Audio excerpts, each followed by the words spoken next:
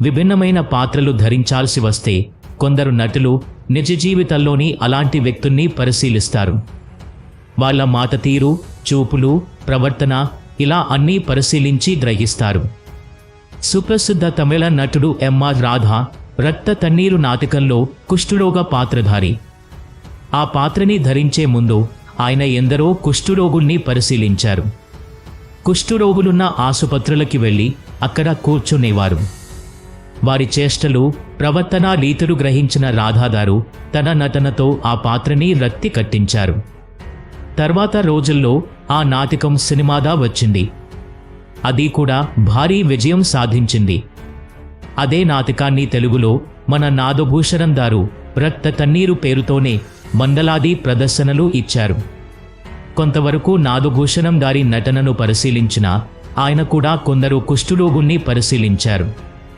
అలాగే అమావాస్య చంద్రుడు సినిమాలో కమల్ హాసన్ గారిది ఒక అంధుడి పాత్ర.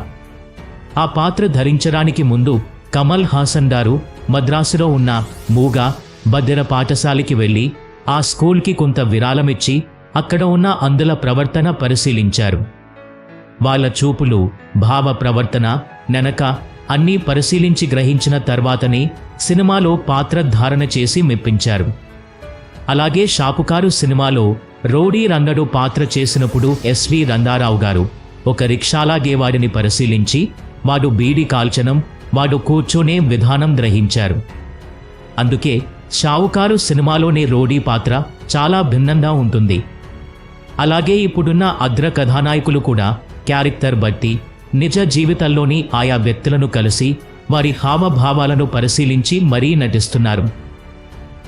ఈ వీడియో కనుక మీకు నచ్చితే లైక్ చెయ్యండి, షేర్ చెయ్యండి. ఇలాంటి మంచి వీడియోస్ కోసం మా ఛానల్ని సబ్స్క్రైబ్ చేయండి.